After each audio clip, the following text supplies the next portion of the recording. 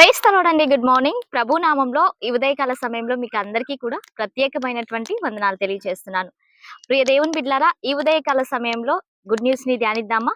పరిశుద్ధ బైబిల్ గ్రంథం నుంచి మత్తయి సువార్త 5వ అధ్యాయము 9వ వచనం. సమాధానపరచు వారు ధన్యులు, వారు దేవుని కుమారులనబడుదురు. ఆమేన్.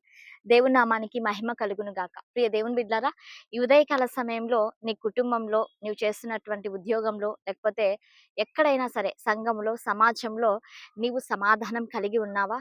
సమాధానపరచువారు ధన్యులు, వారు దేవుని కుమారులు అనబడుదురు. నిజంగా మన యొక్క గృహాలలో ఎప్పుడైనా భార్యకి భర్తకి మధ్య అసమాధానం వచ్చి ఉండవచ్చు, లేకపోతే తల్లిదండ్రులకు పిల్లలకు మధ్య అసమాధానం, గొడవలు, ఇలాంటి పరిస్థితులు వచ్చినప్పుడు మొట్టమొదటిగా నేనే ఎందుకు తగ్గాలి, నేనే ఎందుకు దిగజారాలి, నేనే ఎందుకు ఫస్ట్ సారీ చెప్పాలి నా భార్యకు లేదా నా భర్తకి, ఇలా మనం అనుకోకూడదు. ప్రియ దేవుని బిడ్లారా, దేవుని పిల్లలుగా ఉంటున్నటువంటి ఏ ఒక్కరైనా నిజంగా వారే మొట్టమొదటిగా తగ్గించబడతారు. వారే పడడానికి వారికి వారే ప్రయత్నం చేస్తారు. ప్రియ దేవుని బిడ్లారా, నిజంగా సమాధానముగా మన యొక్క గృహాల్లో మనము ఖచ్చితంగా ఉండాలి. సమాధాన పడు ఆత్మను మనము కలిగి ఉండాలి. మన దేవుడు సమాధానమునకు కర్త అయి ఉంటున్నారు.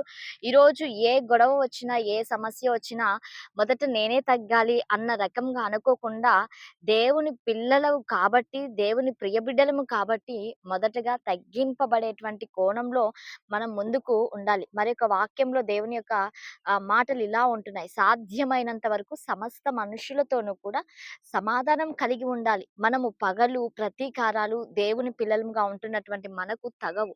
పగలు కలిగి ఉండడం, ప్రతీకారాలు కలిగి ఉండడం, ఇలాంటివి దేవుని పిల్లలకి మనకి తగదు. కాబట్టి సాధ్యమైనంత వరకు ప్రతి ఒక్కరితో కూడా సమాధానంగా ఉండటానికి ప్రయత్నం చేసినట్లయితే మనము దేవుని కుమారులము అనబడుదము. ఆమేన్. మరి అందరం కళ్ళు మూసుకుందామా? ప్రార్థన చేసుకుందాం. సర్వోన్నతుడా, సర్వాధికారి, సర్వశక్తిమంతుడైన ప్రభువా, మీ ఘనమైన నామమునకు వందనాలు చెల్లిస్తుంటున్నాం అయ్యా. ఈ ఉదయకాల సమయంలో ప్రభువా, ఈ కార్యక్రమాన్ని చూస్తున్నటువంటి నీ ప్రియ బిడ్డలను ప్రతి ఒక్కరిని కూడా మీరు పేరు పేరున దీవించండి, ఆశీర్వదించండి. ప్రతి ఒక్కరిని కూడా కృపలో తండ్రి మీరు జ్ఞాపకానికి తెచ్చుకోమని అడుగుచుంటాం అయ్యా. నీ బిడ్డల జీవితాల్లో, వారి కుటుంబాల్లో నాయన సమాధానం కలిగి ఉండటానికి మీరు సహాయం చేయమని అడుగుచుంటున్నాము తండ్రి. ఎక్కడ కూడా అపవాదికి చోటు ఇవ్వకుండా, అసమాధానం వారి జీవితాల్లో పని చేయకుండా నాయన ప్రతి ఒక్కరు కూడా శాంతి సమాధానాలతో నెలకొల్పులాగున మీరు కృప చూపించండి. ప్రతి డిస్టర్బెన్సెస్ ని కూడా మీరు దూరం చేసి ఈ దిన సమృద్ధి చేత ప్రతి ఒక్కరిని కూడా మీరు ఆశీర్వదించమని యేసు శక్తి కలిగిన నామంలో అడిగి వేడుకొని పొంది ఉంటున్నాము తండ్రి. Amen. Praise the Lord. God bless you all. Have a nice day.